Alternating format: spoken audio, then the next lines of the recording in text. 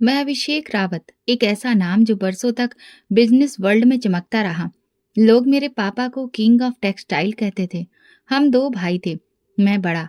पापा की हमेशा से यही इच्छा रही कि मैं पढ़ लिख कर उनके साथ बिजनेस में हाथ बटाऊं। इसलिए मुझे इंटरनेशनल बिजनेस की पढ़ाई के लिए अमेरिका भेज दिया गया। उनके सपने बड़े थे और शायद उनके सपनों से ज्यादा मुझ पर भरोसा। पढ़ाई पूरी हुई, डिग्री हाथ में आई, लेकिन दिल में वापसी का कोई भी जज्बा नहीं था। मैं वापस नहीं आना चाहता था। मुझे इंडिया से मोहब्बत नहीं थी। वहां की धूल, शोर, तंगहाली, सोच, सब कुछ मुझसे मेल नहीं खाता था। मैं न्यूयॉर्क की सड़कों पर अपनी मर्जी से चलता था, अपनी दुनिया में रहता था।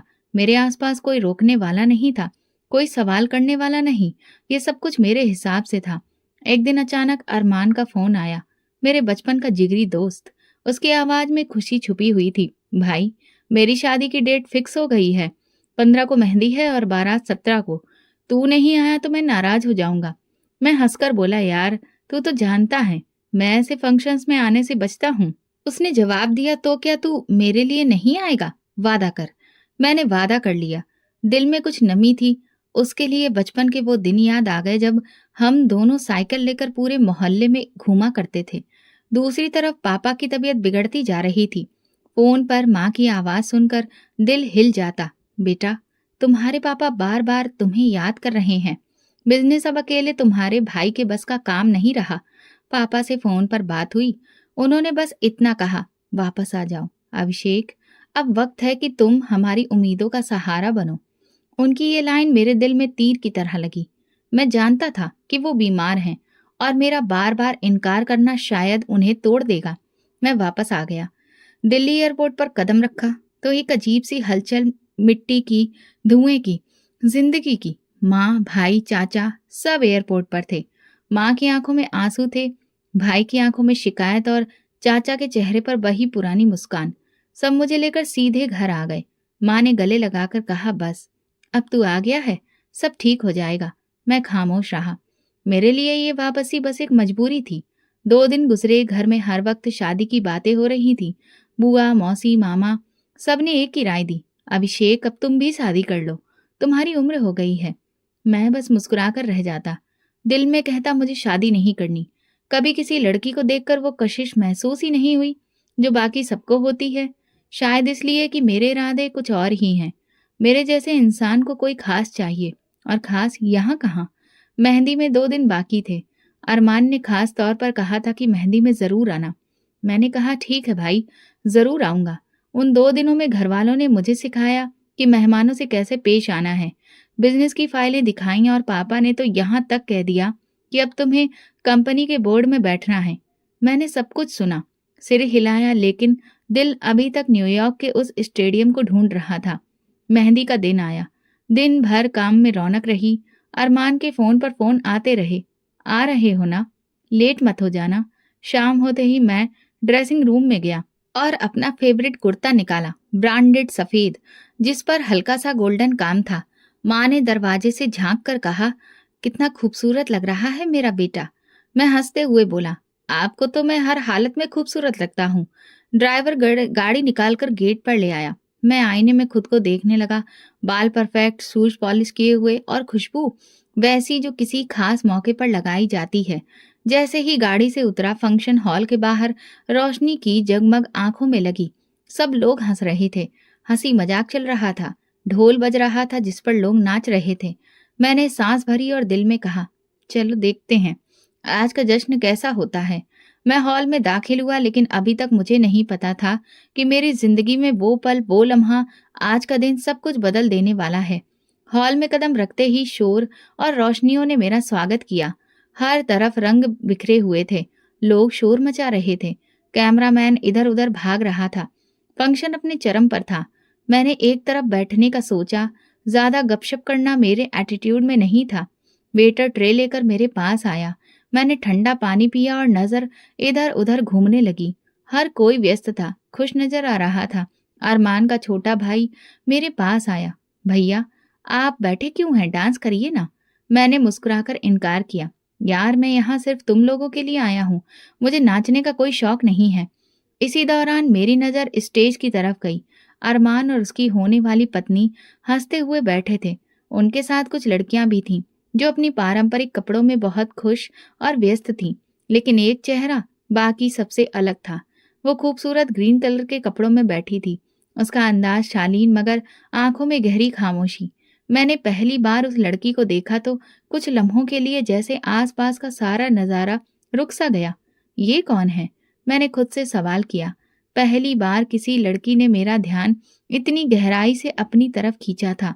वो ना तो हंस रही थी ना किसी से ज्यादा बात कर रही थी, बस बैठी हुई थी, चुपचाप मगर सबके साथ।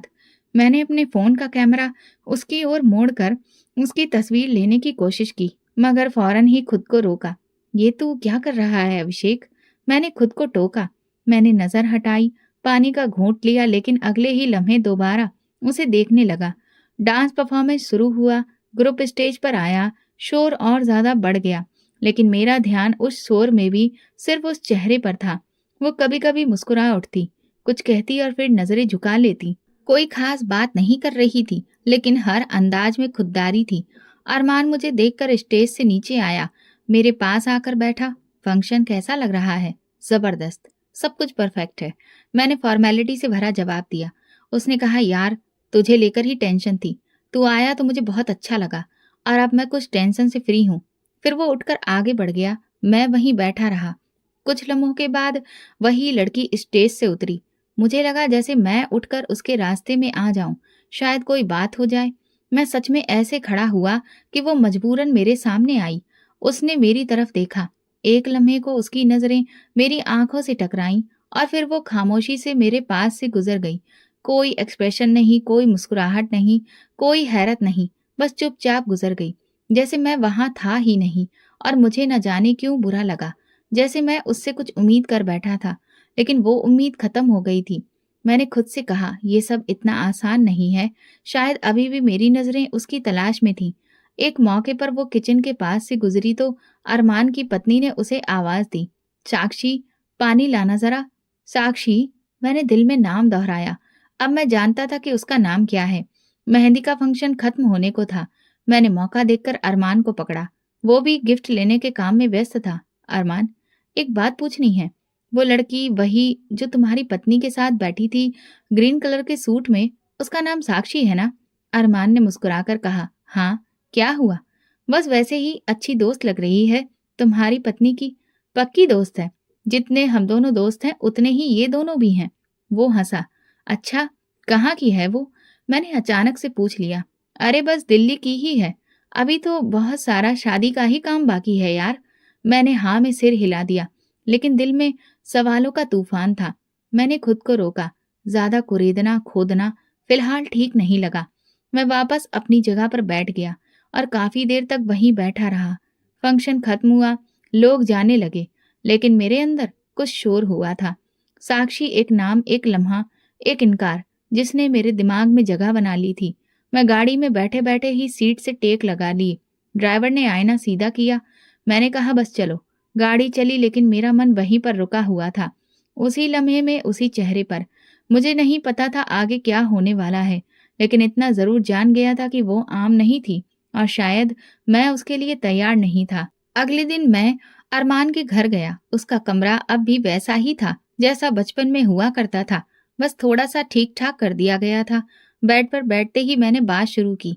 यार वो साक्षी अजीब सी लड़की है। अरमान ने मुस्कुराकर मेरी ओर देखा। क्या मतलब अजीब? सीधी भी है और थोड़ा सा गुरूर वाली भी लगती है। तुम दोनों इतने करीबी हो, उसके बारे में कुछ तो जानते ही होगे। अरमान ने धीरे से कहा, हाँ जानता हूँ, बहुत कुछ जानता हूँ। उसने बैठक का दरवाजा बंद किया और आराम से सोफे पर टेक लगाई, जैसे सब कुछ सुनाने के लिए खुद को तैयार कर रहा हो। साक्षी दिल्ली के पुराने मोहल्ले में रहती है। उसका पिता जूते ठीक करते हैं, मोची है, लेकिन इज्जत से कमाता है। माँ का कुछ साल पहले देहांत हो गया। इकलौती बेटी है, सारा ध्यान बस उसी पर है। अरमान थोड़ा रुका, फिर बोला, वो अच्छी यूनिवर्सिटी में पढ़ रही थी, स्कॉलरशिप पर। उसका बचपन से ही किताबों से गहरा रिश्ता रहा है। मैंने नरमी से पूछा, और तुम्हारी पत्नी की दोस्त कैसे बनी? कॉलेज के जमाने की बात है। दोनों ने एक ही समय पर एडमिशन लिया था, साथ में प्रोजेक्ट किए और आज तक एक दूसरे के साए की तरह साथ हैं। साक्षी के अंदर खुददारी है और इसी बात ने उसे खास बनाया है। मैंने सिर हिलाया, मगर दिल में एक और ख्याल जन्म ले चुका था। मोची की बेटी और इतनी अकड़ वाली। ये सोच मेरे दिमाग में किसी कीड़े की तरह कुलबुलाने लगी। वापसी पर मैंने ड्राइवर को इशारा किया, मुझे एक पता मालूम करना है। मैंने एक खास आदमी के जरिए साक्षी का पता निकलवा लिया। सब कुछ मेरे पास आ चुका था, मोहल्ला, गली, घर का नंबर, सब कुछ। अगली सुबह मैंने ड्राइवर से कहा, गाड़ी निकालो। वो बिना पूछे चल पड़ा। हम जैसे लोग जब किसी जगह पहुंचना चाहते हैं तो रास्ते खुद ब खुद बन जाते हैं। वो सीधा एक तंग सी गली में गाड़ी लेकर गया और वहां रुक गया। चारों तरफ छोटे छोटे मकान, धूप में सेकते हुए लोग, छतों पर कपड़े फैले हुए थे। मैं गाड़ी से उतरा और एक खास दरवाजे पर जाकर दस्तक दी।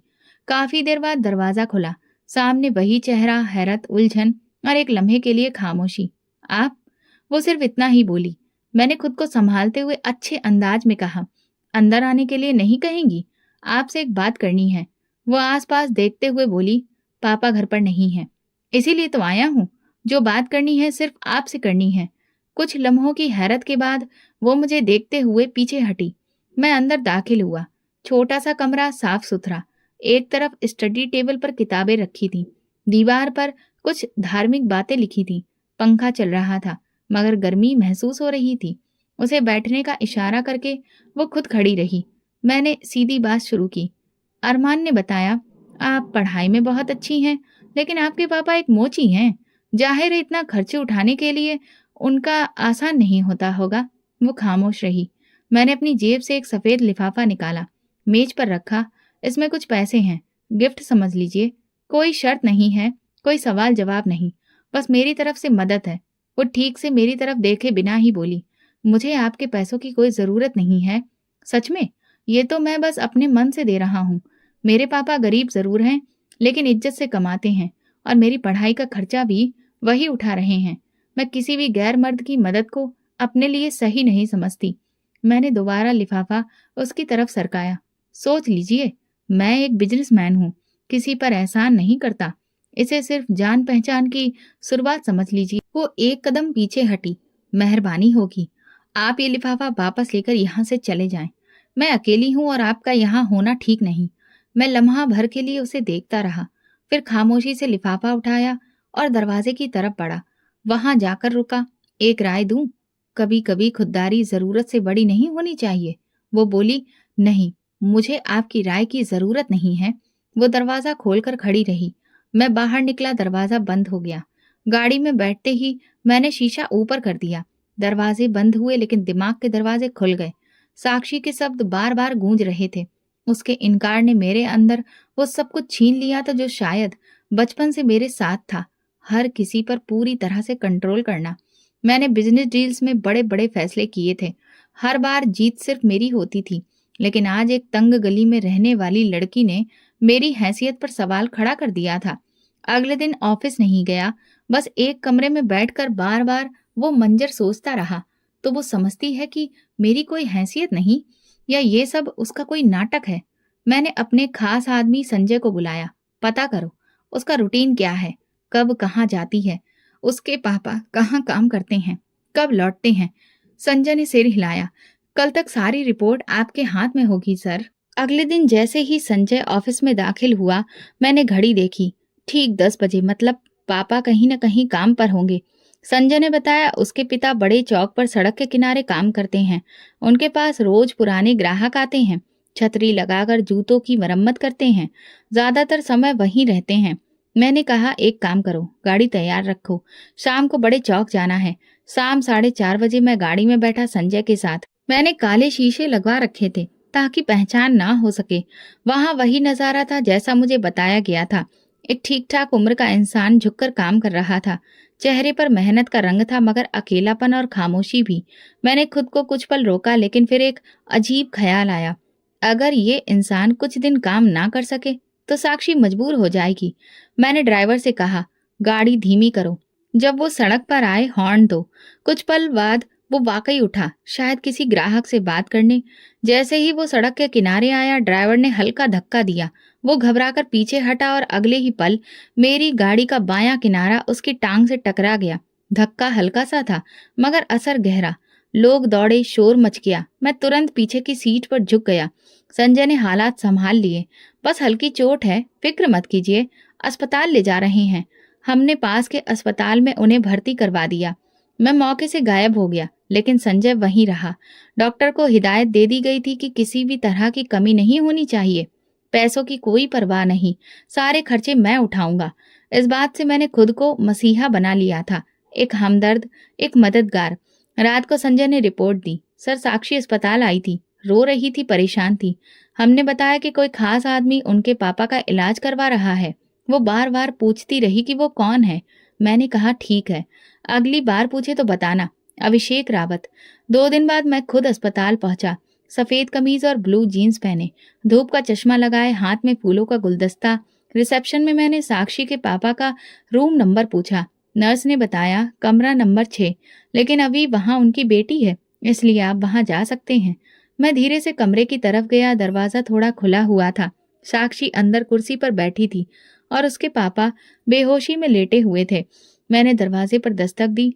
उसने पलट कर देखा। आप? मैं मुस्कुराकर अंदर आया। बस हालचाल लेने आया था। सुना था आपके पापा जख्मी हो गए हैं। मुझे बहुत अफसोस है। वो सीधी खड़ी हो गई। आप यहाँ क्यों आए हैं? जो कुछ हुआ इत्तेफाक था, लेकिन मैंने सोचा कि किसी तरीके से आपकी मदद कर सकूं, तो क्यों ना करूं। वो पलटकर खुद को देखने लगी। आपने ही इलाज के सारे पैसे दिए? जी। क्योंकि मुझे लगा कि आपको इस वक्त किसी का साथ चाहिए। वो लम्हा भर को चुप रही, फिर बोली, क्या आपको हर चीज में अधिकार चाहिए? नहीं, मैं तो सिर्फ मदद करना चाहता हूँ। मदद वो होती है जो वक्त पर खामोशी से दी जाए। एहसान जताने की जरूरत नहीं होती। मैंने गुलदस्ता उसकी तरफ बढ़ाया, लेकिन उसने नहीं लिया। ये भी रख लीजिए, और शायद अगली बार आपकी यहाँ आने की जरूरत ना पड़े। मैंने नरमी से कहा, आप मुझे हमेशा एक ही नजर से क्यों देखती हैं? उसका जवाब ठंडा था, क्योंकि आप हमेशा एक ही अंदाज से आते हैं। मैं खामोशी से पलट गया, दरवाजा बंद किया और दिल में सोचता रहा, ये लड़की है या आईना? मेरी हर हरकत को समझ जाती है। गाड़ी में बैठा तो संजय ने पूछा, कुछ हुआ सर? मैंने नजर झुकी रखी, नहीं, लेकिन कुछ होना अभी बाकी है। 3 दिन तक साक्षी की कोई खबर नहीं मिली। ना अस्पताल से कॉल आया, ना किसी और तरह की सूचना। मैं भी खामोशी ओढ़ ली। जानता था कि मजबूरी हर दरवाजा खटखटाती है। बस वक्त का इंतजार था। चौथे दिन दोपहर में फोन बजा। अनजान नंबर था। कॉल उठाई तो दूसरी तरफ वही आवाज थी, थकी हुई मगर साफ। मुझे आपसे एक बात करनी है। मैंने जानबूझकर लापरवाही से कहा। ऑर्डर करिए मैडम। मैं आपकी मदद नहीं लेना चाहती थी, लेकिन अब मैं मजबूर हूँ। डॉक्टर कह रहे हैं कि तुरंत ऑपरेशन करना है। रीढ़ की हड्डी में भी चोट है। मैं वक्त बर्बाद नहीं कर सकती। कितने पैसे चाहिए? 2 लाख से ऊपर। और कब तक चाहिए? आज शाम तक। एड्रेस वही है। ठीक है। मैंने फोन बंद किया। लम्हे भर को आंखें बंद की, जैसे कोई पुरानी जीत दोबारा से हासिल होने जा रही हो। शाम होते होते मैंने पैसे अरेंज कर अस्पताल भेज दिए, लेकिन ये काफी नहीं था। मैं जानता था कि उस वक्त वो जज्बाती और कमजोर है, और यही वो लम्हा था जिसे मैं काफी समय से ढूंढ रहा था। अगली रात मैं उसके घर गया। दरवाजा खटखटाया। वही मामूली सी रोशनी, वही खामोश माहौल। इस बार उसने तुरंत दरवाजा खोला। शायद मुझे आता देख लिया था। अंदर आ सकता हूँ? वो कुछ लम्हे रुकी, फिर पीछे हटी। आइए। मैं अंदर गया। दरवाजा बंद हुआ। कमरे में उसके पापा की दवाइयों की महक थी और कुछ तनाव। वो खामोशी से एक तरफ खड़ी रही। मैं धीरे से बोला, क्या आपने खुद को कभी शीशे में देखा है? उसने मेरी बात को नजरअंदाज किया। आप यहाँ क्यों आए हैं? पैसे अस्पताल पहुंच चुके हैं। Thank you. बस इतना ही? तो आप और क्या सुनना चाहते हैं? कम से कम ये कि आप अब समझ चुकी हैं कि दुनिया कैसे चलती है। मुझे नहीं पता दुनिया कैसे चलती है, लेकिन मैं जानती हूँ कि इज्जत कैसे बचाई जाती है। मैं उसके पास गया और उसकी बाजू पकड़ ली। इतनी भी क्या जल्दी है? तुम्हारे बाप के इलाज के लिए इतने पैसे दिए हैं, कुछ तो हिसाब बराबर कर दो। वो एक कदम पीछे हटी, आंखों में नफरत, चेहरे पर गुस्सा। मेरा हाथ छोड़ दीजिए, वरना। वरना क्या? वरना तुम्हें अपना चेहरा देखने के भी काबिल नहीं छोड़ूंगी। मेरे लहजे में गुरूर था। मैंने तुम पर एहसान किया, तुम्हें बचाया। तुम जैसे लोग कहाँ इतना डिजर्व करते हैं। अगले ही लम्हे उसने जोर से मेरे मुंह पर थूक दिया। शर्म आती है मुझे, तुम जैसे लोगों पर और तुम्हारे पैसों पर। मैं तुम्हें एक एक पैसा वापस करूंगी, लेकिन अपनी इज्जत का सौदा नहीं कर सकती। मैं कुछ पल दंग खड़ा रहा। ये थूक नहीं था, मेरे गुरूर पर चाबुक पड़ा था। तुम जानती हो मैं कौन हूँ? जानती हूँ। वो इंसान जो समझता है कि पैसे से सब कुछ खरीदा जा सकता है। लेकिन याद रखना, तुमने जिस इज्जत पर हाथ डाला है ना, वो तुम्हें खत्म कर देगी। तभी दरवाजा अचानक खुला। अरमान और उसकी पत्नी अंदर आए। शायद साक्षी ने खुद को संभाल लिया था। अरमान ने पूछा, ये सब क्या हो रहा है अभिषेक? मैं चुप रहा। मेरी हालत कुछ कहने की ही नहीं थी। अरमान आगे बढ़ा, ये यहाँ पर क्या हरकत है? साक्षी ने सिर्फ इतना कहा, ये इंसान मेरे घर जबरदस्ती आया है। अब आप ही फैसला करिए, ये कैसा दोस्त है? मैं बिना कुछ कहे वहां से निकल आया। दरवाजा पीछे से बंद हो गया। गाड़ी में बैठकर मैंने साइड मिरर में खुद को देखा। कुछ बदला हुआ सा लगा। देर रात फिर उसी बात के बारे में सोचता रहा जो जाते जाते उसने कहा था। मैं तुम्हें एक एक पैसा वापस करूंगी, लेकिन अपनी इज्जत का सौदा नहीं कर सकती। मुझे एहसास हो रहा था कि उसने जो किया वो सिर्फ वक्त की नजाकत नहीं थी, बल्कि एक फैसला था। मैंने अपनी मुट्ठियां बंद की और खुद से कहा, अगर तुम समझती हो कि ये तुम्हारी जीत है, तो फिर ये तुम्हारी बहुत बड़ी भूल है। मैंने फोन उठाया, संजय को कॉल किया। कल सुबह उसके बाप का पीछा करो, जहां जाए रिपोर्ट दो, और हाँ, इस बार खेल मेरे रूल्स पर होगा। फोन बंद किया और आखिरी बात मेरे होठों से निकली, मैं तुम्हें बर्बाद कर दूंगा। सुबह होते ही मैं गाड़ी में बैठा और सीधा साक्षी के घर की तरफ निकल पड़ा। कल रात जो कुछ हुआ वो मेरे लिए खुला चैलेंज था। मोहल्ले में दाखिल हुआ। कुछ लोग सड़क किनारे चाय पी रहे थे। उन्होंने गाड़ी को देखा, लेकिन पहचानने से इनकार कर रहे थे। मैं उतरकर सीधा उसी पुराने दरवाजे तक पहुंचा जो अब बंद था। वहां ताला लगा हुआ था। दरवाजे पर धूल जमी थी। पास की दीवार पर एक पुराना अखबार चिपका था। साफ था कि कई दिनों से कोई हलचल नहीं हुई। मैंने आसपास के घरों की बेल बजाना शुरू किया। एक बूढ़ी औरत बाहर आई। ये जो सामने मकान है, इसमें रहने वाले कहाँ गए? उसने ऊपर से नीचे तक मुझे देखा, फिर नजर चुराकर बोली, पता नहीं बेटा, वहां ताला है। कब गए, किसके साथ गए, हमें कुछ नहीं पता। हमारा उनसे कोई खास रिश्ता नहीं था। मैंने दूसरे घर की बेल बजाई। ये नौजवान निकला। साक्षी जो यहाँ रहती थी, उसके बारे में कुछ पता है? हमें कुछ नहीं पता, हम तो किराएदार हैं। मैंने इशारे से ड्राइवर को बुलाया। संजय, मोहल्ले वालों को कुछ पता तो होगा, पता करो। किसी को चाय पिलाओ, किसी को नोट पकड़ाओ। संजय अगले 1 घंटे तक लोगों से बात करता रहा, लेकिन नतीजा वही, किसी को कुछ नहीं पता। जैसे सबने कसम खाई हो खामोश रहने की। शाम तक हम वहीं रहे। मैं बार बार उस ताले को देखता रहा, जैसे वो दरवाजा मुझे ताना दे रहा हो। अगले दिन मैंने शहर के कुछ बड़े लोगों से बात की। एक रिटायर्ड डीएसपी से मिला। वो कहने लगे, अगर कोई जानबूझकर गायब हो तो उसे ढूंढना आसान नहीं होता, खासकर जब वो सवालों से बचना जानता हो। मैंने पीछा नहीं छोड़ा। दिल्ली के हर अस्पताल, पुरानी बस्ती, नर्सिंग होम, यूनिवर्सिटी, स्कूल, हर जगह पूछताछ की। साक्षी की तस्वीर, उसके पापा का नाम, हर जगह दिया, लेकिन जवाब एक ही मिला, नहीं, हम ऐसे किसी को नहीं जानते। महीने गुजरते गए। मैंने दिल्ली, लखनऊ, हर बड़े शहर में अपने लोग भेजे, बस एक सुराग, एक पता, कुछ भी, लेकिन कुछ हाथ नहीं आया। एक दिन मेरे खास आदमी ने कहा, सर, हो सकता है वो देश छोड़कर चली गई हो। मैंने सिर झटक दिया, नहीं, ये उसके बस की बात नहीं है, और वो इस तरह भागने वालों में से नहीं है। मेरा जुनून बढ़ता जा रहा था। मीटिंग्स में मेरा ध्यान नहीं रहता। बिजनेस पार्टनर सवाल करते तो मैं बस हाँ या ना में जवाब देता। सब कुछ जैसे रुक गया था। एक दिन मैंने एक प्राइवेट डिटेक्टिव हायर किया जो पूरी तरह प्रोफेशनल था और पूरे देश में उसका नेटवर्क फैला था। उसने 1 महीने तक काम किया, फाइलों का अंबार दिखाया, लेकिन कुछ भी हाथ नहीं आया। अभिषेक सर, लड़की ने अगर नया पहचान पत्र बनवा लिया हो, पता बदल लिया हो और किसी नई पहचान के साथ रह रही हो, तो फिर उसका सुराग सिर्फ किस्मत से ही मिलेगा। मैं कुछ नहीं बोला, बस फाइल बंद की और खामोशी से खड़ा रहा। 2 साल गुजर गए। हाँ, 2 साल। हर महीना उम्मीद लेकर आता और खाली हाथ चला जाता। मेरे चेहरे पर वो भरोसा नहीं रहा था। कभी खुद को आईने में देखा तो वो अभिषेक रावत नजर नहीं आता, जो कभी किसी को इनकार की इजाजत नहीं देता था। घर वाले बार बार कहते, अब छोड़ दो ये सब, शादी कर लो, आगे बढ़ो। मैं बस इतना कहता, मैं किसी से बदला लिए बगैर नहीं रह सकता। वो नहीं मिली तो सुकून कैसे मिलेगा? कभी कभार सपने में उसका चेहरा दिखता, वही गुरूर, वही आंखें, वही बातें, मुझे आपके पैसों की ज़रूरत नहीं। मोहल्ले के लोग, ऑफिस के एम्प्लॉय सब जान चुके थे कि अभिषेक का पहले वाला नहीं रहा, कुछ टूट चुका था। 2 साल बाद मैंने अपने सारे एजेंट को वापस बुला लिया, फाइलें बंद कर दी, रिपोर्ट जला दी। 2 साल हो चुके थे, लेकिन मेरे अंदर की आग ठंडी नहीं हुई थी। लोग समझते थे मैं भूल चुका हूँ, लेकिन मैं हर रोज उसे हर कोने में आंखों में लिए सोता और हर सुबह इस खालीपन से जागता। ऑफिस की कुर्सी पर बैठा रहता। घंटे गुजर जाते मगर कोई फाइल खोलने का दिल नहीं करता। बिजनेस अब पूरी तरह से मेरे छोटे भाई के कंट्रोल में जा चुका था। वो सुबह दफ्तर आता और शाम को वापस चला जाता। मैं बस मौजूद था, जैसे खाली। एक दिन नाश्ता करते हुए माँ ने बात छेड़ी, अभिषेक, एक रिश्ता आया है, बहुत अच्छे लोग हैं, इज्जतदार कारोबारी घराना है, लड़की पढ़ी लिखी है।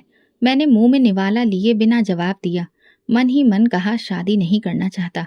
पापा ने अखबार एक तरफ रखकर कहा, ये बात तुम पिछले 2 साल से कह रहे हो, वजह क्या है? बस दिल नहीं चाहता। ये जवाब नहीं है, तुम्हारी उम्र निकलती जा रही है।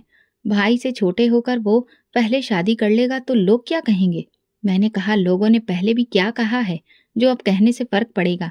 माँ चुप हो गई और पापा ने दोबारा अखबार उठा लिया। बात वहीं खत्म हो गई, लेकिन वो खामोशी मुझे भीतर तक गिराने लगी। उसी रात मैं छत पर जाकर देर तक बैठा रहा। वही पुरानी आस, वही अधूरा इंतकाम। मैंने खुद से कहा, अभिषेक रावत हार नहीं मानता। अगर वो सामने नहीं आई तो क्या हुआ? वक्त बदलता है और वक्त हर दरवाजा खोल देता है। अगले दिन मैंने संजय को बुलाया। एक बार फिर से तलाश शुरू करो। मीडिया, पुलिस, यूनिवर्सिटी, रिकॉर्ड, जो मुमकिन है करो। संजय ने धीरे से कहा, साहब, हमने सब कुछ आजमा लिया है, कुछ भी नहीं बचा। तुमने कोशिश छोड़ी, मैंने अभी नहीं छोड़ी। उसने झुककर कहा, ठीक है, एक बार फिर कोशिश करते हैं। मैंने बिजनेस पर कम ध्यान देना शुरू कर दिया। ऑफिस का स्टाफ जान चुका था कि मैं दोबारा इस पुरानी लहर में डूब चुका हूँ। कुछ लोग मुझसे हमदर्दी करते थे, कुछ परेशान हो चुके थे। शाम को जब मैं घर आता, माँ वही पुराना सवाल लेकर आ जाती, अब तो वक्त आ गया है, अब तो कर लो शादी। मैं बस एक ही जवाब देता, माँ, मैं किसी औरत को इज्जत दे ही नहीं सकता। फिर एक दिन छोटा भाई मेरे कमरे में आया, हाथ में चाय का कप था। भैया, सब लोग आपके व्यवहार से परेशान हैं। 2 साल हो गए, जिंदगी नहीं रुकी, तो आप क्यों रुक गए हो? क्योंकि मेरा हिसाब बाकी है, किसी से जिसने मुझे मेरे वजूद से हिला दिया। वो चुपचाप चाय का कप मेज पर रखकर बाहर निकल गया। शायद वो भी समझ चुका था कि अब बहस का कोई मतलब नहीं। उन्हीं दिनों मैंने खुद को लोगों से बिल्कुल काट लिया।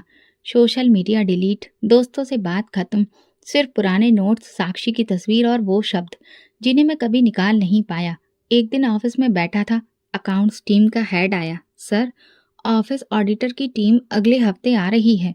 मैंने कहा, उन्हें मेरे छोटे भाई के साथ जो भी शेयर करना है कर लें। सर, कुछ रिकॉर्ड्स आपके साइन के बिना पूरे नहीं होंगे।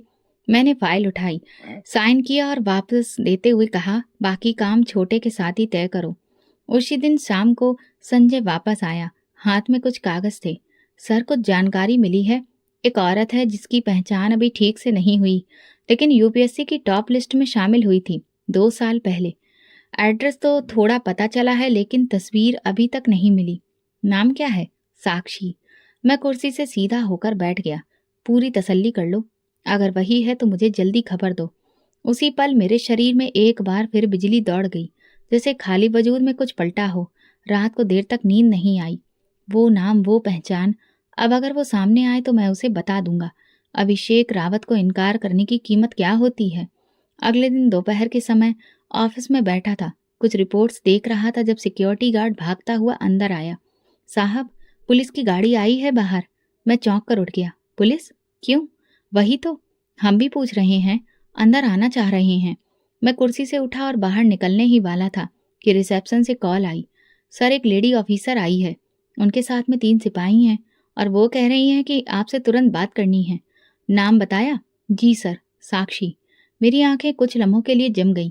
दरवाज़ा खुला, मैं अपने आप बाहर की तरफ बढ़ गया। ऑफिस के रास्ते में सिपाहियों के जूतों की ठक ठक आवाज़ गूंज रही थी। सब लोग एक तरफ हो चुके थे।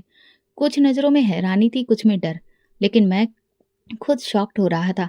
सामने वही चेहरा जो बरसों पहले मेरी आंखों में चिपक गया था। वही चेहरा पूरे अधिकार और कॉन्फिडेंस के साथ मेरे सामने खड़ा था। सिर पर असिस्टेंट कमिश्नर की टोपी, हाथ में गिरफ्तारी के ऑर्डर और आंखों में वही पुरानी शिद्दत। अभिषेक रावत, मैं असिस्टेंट कमिश्नर साक्षी आपके खिलाफ करप्शन, टैक्स चोरी और पब्लिक फंड्स में घपला करने के इल्जाम के तहत गिरफ्तारी के ऑर्डर लेकर आई हूँ। मैं हंसकर बोला, तुम तो मेरे ऑफिस में हो और मुझे ही गिरफ्तार करोगी? जी हाँ, कानून के तहत मेरे पास पूरा अधिकार है और आपके खिलाफ सबूत भी। मैंने हाथ पीछे बांधते हुए हंसी छुपाई। तो तुमने पूरे 2 साल तक ये मंसूबा बनाया? 2 साल मैंने मेहनत की, मुकाबला किया और वो मुकाम हासिल किया जिसके बाद तुम जैसे लोगों को कानून के नीचे लाया जा सके। मेरे आसपास सिपाही डेरा जमा चुके थे। मैं जानता था कि अब बहस करना बेकार है। मैं चुपचाप आगे बढ़ा और कहा, चलो देखते हैं तुम्हारा ये खेल कहाँ तक जाता है। पुलिस की गाड़ी में बैठते हुए मैंने शीशे बाहर देखा। मेरे स्टाफ के लोग सर झुकाकर खड़े थे। कुछ चेहरों पर नरमी थी, कुछ सुकून में। शायद सबको यकीन हो चुका था कि मैं वैसा अभिषेक रावत नहीं रहा। थाने ले जाकर मुझसे सारा सामान ले लिया गया। फोन, घड़ी, बटुआ सब कुछ एक थैली में बंद कर दिया गया। एक कमरे में बैठाया गया जहां मेरे बराबर की कुर्सी पर साक्षी खुद बैठ गई। एक फाइल खोली और धीरे से कहा, अभिषेक रावत, तुम्हें पता है तुमने पिछले 7 साल में कितना टैक्स छुपाया? मैंने जो कमाया वो मेरी मेहनत से था। मेहनत? जाली इनवॉइसेस, मनी लॉन्ड्रिंग, बेनामी अकाउंट से ही तुम्हारी मेहनत है? मैं रुका। ये सब झूठ है। फैसला अदालत में होगा। मेरे पास सारे सबूत हैं। उसी वक्त एक पुलिस वाला कमरे में दाखिल हुआ। मैडम, मीडिया बाहर मौजूद है। पूछ रही हैं कोई बयान देना है? साक्षी ने कहा, नहीं। केस की पूरी रिपोर्ट कल अदालत में जाएगी। फिर मेरी तरफ देखकर बोली, तुम समझते हो कि तुम्हें कोई पकड़ नहीं सकता? अब तुम देखोगे कानून कैसे काम करता है। शाम तक मुझे हवालात में रखा गया। कोई खास सुविधा नहीं। मैं एक बेंच पर बैठा रहा और लगातार सोचता रहा कि ये सब कब और कैसे पलटा। सुबह मुझे अदालत ले जाया गया। पुलिस वैन में बैठा मैं खिड़की से बाहर झांक रहा था। शहर का वही शोर, वही ट्रैफिक, लेकिन आज हर मंजर बेगाना लग रहा था। अदालत में मीडिया पहले से मौजूद थी। कमरे में मेरी तरफ माइक पकड़कर सवाल किए गए। अभिषेक रावत, आपने करप्शन किया? क्या आपने टैक्स चोरी की? मैंने कोई जवाब नहीं दिया। अदालत के अंदर जब मैंने अपने वकील को देखा तो वो तुरंत मेरे पास आया। सर, केस मजबूत है, हमें जमानत लेनी पड़ेगी वरना लंबी कार्रवाई में फंस सकते हैं। जज के सामने पेश किया गया। दूसरी तरफ से साक्षी खुद खड़ी थी। उसने पूरी फाइल, सबूत और गवाहों की लिस्ट पेश की। अदालत के सामने कंप्लीट रिपोर्ट है कि मुलजिम ने कारोबार में जाली दस्तावेज से फायदा उठाया, टैक्स नहीं दिया और गैर कानूनी तरीके से पैसे जमा किए। जज ने सुना, फाइल देखी और फैसला दिया। अपनी सफाई पेश करने के लिए 1 हफ्ते का वक्त दिया जाता है। मुलजिम को अदालत की डिमांड पर जेल भेजा जाएगा। अदालत के बाद मैं वापस वैन में बैठा, लेकिन इस बार दिल में अजीब सा सुकून था। शायद इसलिए कि अब मेरा दुश्मन मेरे सामने खड़ा था। अब लड़ाई साफ थी। खेल शुरू हुआ। जेल के कमरे में दाखिल होते वक्त मैंने आखिरी बार आसमान की तरफ देखा और खुद से कहा, अब देखते हैं साक्षी, तुम कितनी देर तक ये जंग जीत कर रखती हो। 1 हफ्ता बीता। अदालत के रास्ते में शोर ज्यादा था। मीडिया कैमरा के साथ हर कोई फुटेज ले रहा था और मैं हथकड़ियां पहने एक मुलजिम की तरह गार्ड्स के बीच में खड़ा था। अदालत के कमरों के दरवाजे खुले। मुझे अंदर ले जाया गया। जज अपनी जगह पर मौजूद था। साक्षी हमेशा की तरह पूरी तैयारी के साथ। मेरे वकील ने कान में कहा, आज कुछ गवाह पेश होने वाले हैं। अगर हमारी तरफ से कुछ नरमी नहीं दिखाई गई तो अदालत अपना फैसला सुना सकती है। मैंने कहा, सच आना चाहिए, चाहे किसी भी तरफ से आए।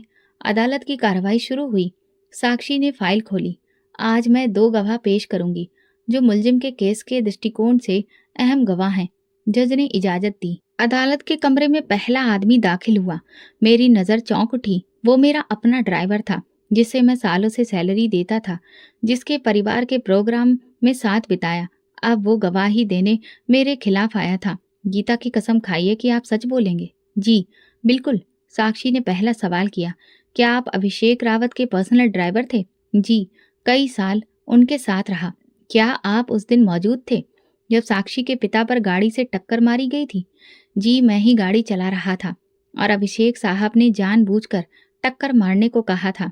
अदालत में बातें होने लगी। मैंने नजरें नीचे रख लीं। वकील को सवाल जवाब की इजाजत मिली, मगर जवाब वही था, बदलने वाला नहीं था। और इस बार मेरी सांसें थम गईं। वो मेरा सगा भाई था, समीर। वो जिसके लिए मैंने हमेशा अपने बाद वाली जगह संभाली, जिसके बचपन की हर जीत पूरी की। अब वो मेरे खिलाफ खड़ा था। समीर रावत, आप मुलजिम के भाई हैं? जी, सगा भाई हूँ। क्या आपको अपने भाई के कारोबार में पैसों के लेन देन में कभी कुछ शक हुआ? जी हाँ, मेरे सामने फेक इनवॉइसेस पर साइन होते थे। मैंने बीच में रोका, लेकिन उसने मेरी बात को अहमियत नहीं दी। आप ये बात अदालत में सबूत के साथ कह सकते हैं कि अभिषेक रावत ने जानबूझकर करप्शन किया? जी, और मैं इस बात का सबूत देता हूँ। मेरे पास वो ईमेल और फाइल मौजूद हैं जिनमें सारी रिकॉर्डिंग्स हैं। मैं कराह उठा। समीर की आंखों में कोई पछतावा नहीं था। शायद उसके लिए इंसाफ का साथ था, या शायद कुछ और जिसे मैं उस लम्हे समझ नहीं पाया। जज ने कार्रवाई रोकी और कहा, सारे गवाह, सबूत, फाइल और बयानों को मद्देनजर रखते हुए, सारी दलीलों को सुनते हुए ये कार्रवाई पूरी हुई। मुलजिम को 1 हफ्ते के लिए अगली तारीख दी जाती है ताकि वो अपनी सफाई पेश कर सके। मुझे दोबारा हथकड़ियां पहनाई गईं। जैसे ही अदालत से बाहर निकला, मीडिया ने एक बार फिर मुझे घेर लिया। अभिषेक जी, आप अपने भाई की गवाही पर क्या कुछ कहेंगे? क्या ये खानदान की बगावत है या फिर सच्चाई का साथ? मैं चुप रहा। रात को जेल की कोठरी में बैठे मैंने अपने वकील से पूछा, ये सब कब तैयार हुआ? समीर को किसने बनाया? वकील ने थके हुए लहजे में कहा, सबूत इतने सच्चे थे कि उसके पास कोई दूसरा रास्ता नहीं था। अदालत में अगर वो चुप रहता तो खुद भी इस जुर्म में शामिल माना जाता। मैंने ठंडी सांस भरी। वो मेरा भाई था और इंसाफ का साथ भी देता रहा। मेरी नज़र दीवार पर लगी धुंधली लाइट पर थी। मुझे लगा जैसे सब कुछ मेरा नहीं रहा। वो खानदान, वो घर, वो ऑफिस, जहाँ हर इंसान मेरी मर्जी से चला करता था, आज हर एक मेरे खिलाफ खड़ा था। मैंने खुद से कहा, जो कुछ बनाया सब गिर चुका है। 1 हफ्ता बीत चुका था। अब अदालत में आखिरी दिन था। फैसला सुनाया जाना था। साक्षी जज के बाईं तरफ खड़ी थी, अपनी यूनिफॉर्म में फाइल के साथ। मेरा वकील मेरे पहलू में बैठा था, मगर इस बार वो भी समझ चुका था कि बचाव की कोई गुंजाइश नहीं रही। जज ने फाइल बांधी, चश्मा उतारा और ठहरे हुए लहजे में कहा, अभिषेक रावत, सारे सबूत, दस्तावेज, गवाहों और बयानों पर अदालत ने रोशनी डाली है और अब हम इस नतीजे पर पहुंचे हैं कि आपके खिलाफ संगीन जुर्म साबित हो चुका है। अदालत आपको 6 साल कैद और 2 लाख रुपए जमानत की सजा सुनाती है। अदालत में गहरी खामोशी छा गई। मैंने कुछ भी नहीं कहा, ना कोई अपील की, बस सर झुका लिया। शायद इसलिए कि अब लड़ने के लिए कुछ बचा ही नहीं था। वापस हथकड़ी पहनी गई। अदालत के बाहर आज मीडिया की भीड़ कम थी। शायद लोग मेरे अंजाम को समझ चुके थे। पुलिस वैन में बैठते वक्त मैंने आखिरी बार साक्षी को देखा। वो अभी भी अपनी जगह पर खड़ी थी, निगाहों में वही सख्ती, मगर अब नफरत नहीं, बस एक बेरंग सा सुकून था। जेल में वापसी का सफर खामोश था। वैन के अंदर सिर्फ 2 लोग थे, मैं और एक सिपाही। वो बार बार मुझे देखता रहा, जैसे सोच रहा हो, यही है वो अभिषेक रावत जिसकी चर्चा सुनी थी। कोठरी वही पुरानी थी, वही दीवारें, वही छत, वही रोशनी की टूटी किरण। लेकिन आज का दिन कुछ अलग था। आज मेरे खिलाफ फैसला हुआ था, मगर दिल में अजीब सा हल्कापन था, जैसे जो अंदर बरसों से जल रहा था वो बुझने लगा हो। देर रात नींद नहीं आई। मैं बैठा रहा और दीवार पर छाया देखता रहा। फिर सब कुछ याद आने लगा। वो पहला लम्हा जब मैं साक्षी से मिला, वो लिफाफा, वो इनकार, वो थप्पड़ और फिर गिरफ्तारी। हर सीन जैसे कोई पुरानी फिल्म का रोल जो बार बार रिप्ले हो रहा था। अगले दिन जेल का रूटीन शुरू हुआ। कैदियों की लाइन, गिनती, खाने का वक्त, हर लम्हा मुझे बताता कि मैं वो इंसान नहीं रहा जो अपने ऑर्डर से दुनिया बदल देता था। कई दिन गुजर गए। मैंने बाहर का अखबार पढ़ना छोड़ दिया। कोई आने वाला नहीं था। फैमिली से मुलाकात का वक्त आया तो सिर्फ पापा आए। वे खामोशी से मेरे सामने बैठे, काफी देर तक कुछ बोले नहीं। आखिरकार उन्होंने कहा, तुमसे ये उम्मीद नहीं थी, लेकिन शायद यही तुम्हारी परवरिश का अंजाम है। मैंने धीरे से कहा, पापा, जो कुछ हुआ वो मेरी वजह से हुआ। आपने जो सिखाया उसे मैंने कभी माना ही नहीं। उन्होंने सिर हिलाया। साक्षी ठीक कहती थी, इंसान की असली कीमत उसकी नीयत से लगती है, ना कि उसके नाम से। मैंने पहली बार दिल से माना, पापा, वो लड़की मेरी जिद नहीं, मेरी जिंदगी बन चुकी है। मुलाकात खत्म हुई। मैं दोबारा कोठरी में वापस आया। अगले दिन मैंने जेल की छोटी सी लाइब्रेरी में जाने की बात की। पहली बार किताब खोली और खुद से सवाल किया, क्या वाकई जिंदगी इतनी छोटी होती है कि सिर्फ गुरूर में गुजारी जाए? महीने गुजरने लगे। मैंने लिखना शुरू किया, छोटे छोटे नोट्स अपनी जिंदगी के बारे में। फिर वही पेन बार बार पकड़ता। एक दिन जेल के कमरे में अकेला बैठा था। वहां एक पुराना कैलेंडर लगा था। मैंने तारीख देखी, वही दिन जब 2 साल पहले मैंने उसे खरीदने की कोशिश की थी। मैं उठा और वो पन्ना फाड़ा। उस पर लिखा, वो जीत गई। 6 महीने बीते और जेल अब इबादत बन गई थी। न जमानत की उम्मीद रखी, न कोई दरख्वास्त की। बस चुपचाप दिन गिनता रहा। एक दिन दोपहर को वार्डन आया, हाथ में फाइल थी। मेरे सामने आकर खड़ा हुआ। अभिषेक रावत, अदालत से आपकी जमानत मंजूर हो चुकी है। मैंने चौंक कर उसकी तरफ देखा। किसने फाइल जमा करवाई? आपके वकील का नाम दर्ज है, लेकिन जमानत की रकम आपके भाई के नाम से आई है। मैं चुप रहा। समीर, वही भाई जो मेरे खिलाफ गवाही दे चुका था, जो अदालत में मेरी सच्चाई सबके सामने लाया था, आज वही मुझे जेल से बाहर निकाल रहा था। कमरे से बाहर निकाला गया तो आसमान अजीब सा साफ लग रहा था। जेल के गेट से बाहर कदम रखा तो वही पुरानी गाड़ी मेरा इंतजार कर रही थी। संजय ड्राइवर सीट पर बैठा था। मैं पिछली सीट पर बैठा। किसने भेजा है? छोटे साहब ने, और कहा है कि आज रात शादी है और आपको जरूर आना है। मैंने खिड़की से बाहर देखा। शादी? उसने कुछ बताया नहीं? नहीं सर, लेकिन शादी के दिन ही जमानत, जैसे पहले से ही सब तय था। घर पहुंचते ही सीधा अपने कमरे में गया। सब बदला हुआ लग रहा था। अलमारी खोली, कपड़े वैसे ही रखे थे। एक ब्लैक कलर का सूट, सफेद शर्ट और टाई, सब एक बैग में। पर्ची पर लिखा था, ये पहन कर आना। आज तुम्हें मेहमान नहीं, भाई की हैसियत से आना है। समीर शाम को तैयार होकर निकला। गाड़ी पहले से इंतजार में थी। हॉल में दाखिल हुआ तो रोशनियों की चमक में हर चेहरा जगमगा रहा था। मैं आगे बढ़ रहा था, लेकिन मन भारी था। अरमान मिला, कहने लगा, अरे जेल की हवा ने तो तुम्हें और गंभीर कर दिया है। मैंने हंसकर कहा, कभी कभी बंद जगह सोच को खोल देती है। समीर बहुत खुश था। मैंने इधर उधर देखा, लेकिन दुल्हन का चेहरा अब तक छुपा था। शादी की तैयारियां हो चुकी थीं। पंडित जी आ गए थे और रस्में शुरू हुई। फिर आखिर वो पल आया जब दुल्हन को स्टेज पर लाया गया। चेहरे पर घूंघट था। सब लोग तालियों से स्वागत कर रहे थे। दुल्हन ने जब अपना घूंघट उठाया तो मेरे कदम वहीं जम गए। वही चेहरा, वही आंखें, वही साक्षी। मेरे दिल की धड़कन एक लम्हे को रुक गई।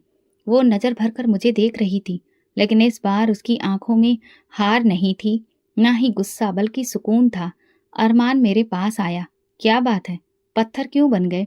मैंने कहा, ये साक्षी है। तो अब पता चला? तुम्हारे भाई ने तुम्हें कुछ बताया नहीं? कुछ भी नहीं। अरमान ने कंधे पर हाथ रखा। शायद उसने तुम्हें बताना जरूरी नहीं समझा। रस्में खत्म हुई। लोग खाने में व्यस्त हो गए। मैं एक तरफ खड़ा रहा। समीर मेरे पास आया। कैसा लगा सरप्राइज? तुमने बताया क्यों नहीं? क्योंकि तुम अब वो इंसान नहीं रहे जो हर सच्चाई सुनने के काबिल थे। मैंने तुम्हें सच अदालत में दिखाया। आज हकीकत दिखा रहा हूँ। तुम जानते थे वो कौन है, फिर भी मैं जानता था वो क्या है। तुम्हें सिर्फ वही नजर आया जो तुम देखना चाहते थे, और तुमने उसे सहारा दिया। हाँ, क्योंकि वो टूटने के बाद भी अपने उसूलों पर कायम रही। वो इज्जतदार थी, मैंने उसे इज्जत दी। मैं चुप रहा। अब कोई दलील मेरे पास नहीं थी। साक्षी अब मेरी भाभी थी, मेरे अपने ही घर में, मेरे सामने, और फिर भी मुझसे कहीं ज्यादा ऊंचाई पर। रात को जब घर वापस आया, हॉल में पापा बैठे थे। उन्होंने मुझे बुलाया, बैठो। मैं बैठ गया। तुम्हें आज सब कुछ समझ आ गया होगा। हमने तुम्हें कभी अकेला नहीं छोड़ा, तुम्हारे भाई ने भी नहीं, लेकिन इज्जत वो खुद हासिल करनी पड़ती है, और वो साक्षी ने हासिल की, तुमसे छीन कर नहीं, तुम्हारे बिना मांगे। मैंने कहा, पापा मैं शर्मिंदा हूँ। बस यही शर्मिंदगी तो मुझे अच्छा इंसान बनाए, यही प्रार्थना है। रात के आखिरी पहर में मैं अपने कमरे में अकेला बैठा था। साक्षी की वो नजर बार बार याद आ रही थी, वो खामोश जीत जो शब्दों के बिना थी। मैंने एक डायरी निकाली और उस पर लिखा, मुझे सजा अदालत ने दी, लेकिन सबक जिंदगी ने। मैंने वो घर छोड़ दिया जिसमें मेरा बचपन गुजरा, वो कमरा जिसमें कभी सपने पाले थे। माँ रोती रही, पर मैं अब वहां नहीं रह सकता था। शहर के कोने में 2 कमरों का फ्लैट ले लिया। ना कोई नौकर, ना कोई ड्राइवर। सुबह की चाय खुद बनाता, रात को बिस्तर खुद बिछाता। उन दिनों में बहुत कुछ सीख रहा था। खामोशी से जीने का हुनर, खुद से बात करने की आदत, और अतीत से नजर चुराने का सलीका। अक्सर रात को नींद नहीं आती तो छत पर चला जाता। वही आसमान, वही सितारे, लेकिन अब वो रोशनी नहीं दिखाई देती जो कभी नजरों में होती थी। अब सब धुंधला अधूरा लगता। कभी कभी पापा का या समीर का फोन आता। वे अभी भी चाहते हैं कि मैं वापस आ जाऊं, सब कुछ पहले जैसा हो जाए। लेकिन मैं जानता हूं कुछ चीजें पलट कर नहीं आती। एक दिन समीर मिलने आया, फिर बोला, अब तो सब कुछ ठीक है, साक्षी तुमसे कुछ नहीं कहती, तुम्हें अतीत में नहीं घसीटती, तो तुम कब तक खुद को सजा देते रहोगे। मैंने कहा, सजा वो होती है जो दूसरा दे, मैं तो खुद अपने कर्मों को भुगत रहा हूँ। मैंने इज्जत खो दी और अब इज्जत ने मुझे ठुकरा दिया है। समीर चलते हुए बोला, कभी वक्त मिले तो घर आ जाना, माँ अभी भी रोज तुम्हारा इंतजार करती है। मैं कुछ नहीं बोला, वो चला गया। मैं कुर्सी पर बैठा रहा। एक पुरानी बात दिमाग में गूंजने लगी। जिसे तुमने कमतर समझा वही आज सबसे ऊंचाई पर खड़ी है। कभी कभी अखबार में साक्षी की तस्वीर देख लेता, कभी किसी कार्यक्रम में साइन करते हुए, तो कभी किसी स्कूल का संचालन करते हुए। तस्वीर के नीचे सुर्खियां होती, संजीदा, आत्मविश्वास से भरी और निडर लेडी ऑफिसर। ये वे शब्द हैं जो मैं कभी समझ नहीं सका। अब मैंने लिखना शुरू किया अपनी जिंदगी, अपने फैसले, अपनी गलतियों पर। शायद कभी किसी और के लिए सबक बन सके। सच्चाई हमेशा साधारण होती है, बस उसे स्वीकार करना मुश्किल होता है। एक दिन दफ्तर की पुरानी डायरी निकाली। उसमें वो तारीख लिखी थी जब मैंने पहली बार साक्षी से मिलने की कोशिश की थी, उसे पाने के लिए। मैंने उस पर लिखा, ये दुनिया का इंसाफ है, जो दूसरों की इज्जत से खेलता है वो आखिरकार खुद तमाशा बन जाता है। तो दोस्तों, अगर आपको हमारी कहानी पसंद आई हो तो कमेंट करके ज़रूर बताएं। वीडियो को लाइक करें और ज़्यादा से ज़्यादा शेयर करें। अगर आप इस चैनल पर नए हैं तो सब्सक्राइब जरूर करें और नोटिफिकेशन बेल को दबा दें ताकि अगली अपडेट सबसे पहले आपको मिले। धन्यवाद।